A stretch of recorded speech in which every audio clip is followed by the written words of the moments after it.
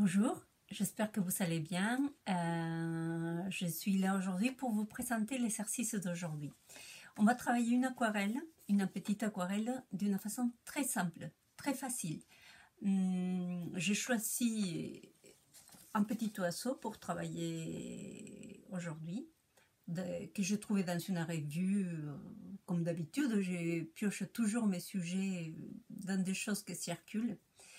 Et ce sujet, je vais les travailler d'une façon très simple. Je vais le placer au centre de la feuille et je vais travailler max en 2 couches, peut-être 3, mais vraiment sans travailler les fonds. C'est pour ça que je ne vais pas faire des ébauches non plus, parce que je n'ai pas besoin de composer les fonds, voir comment il va agir avec l'oiseau. Non, ça va être vraiment dans la simplicité.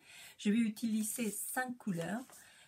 J'ai choisi les terres de sienne naturelles, c'est une espèce de jaune. Si vous ne savez pas de terres de sienne naturelles, vous pouvez utiliser aussi un jaune. Les terres de sienne brûlées, si vous ne l'avez pas, en rouge ou en orange, ça ferait bien l'affaire. Les terres d'ombre brûlées, que peut aussi être un sépia ou sinon un marron bandique. Les gris d'épine qui va nous donner les zones d'ombre plus foncées. Si vous ne l'avez pas, vous pouvez choisir un noir, ou si vous voulez un indigo, ça fera bien l'affaire aussi.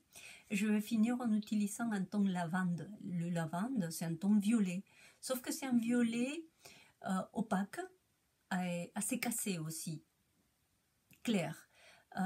Pourquoi? Parce que je suis en train de travailler que des tons orange. Il me faut bien utiliser une complémentaire. Je travaille toujours en utilisant les complémentaires.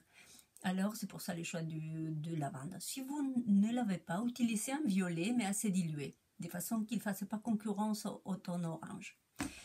Voilà, le dessin, il est aussi super simple. Regardez bien, c'est un rond dont on va placer une espèce de goutte inversée beaucoup plus grande et avec un axe en diagonale. Le bec qui est vraiment très long et la petite crête. Alors, comme je ne travaillerai pas les fonds, je ne vais pas travailler non plus les parties très claires du tour. Pour les faire, il faudrait que les fonds soient foncés. Et ce n'est pas ça qui m'intéresse. Je vais surtout travailler d'une façon assez ludique l'oiseau et assez simple.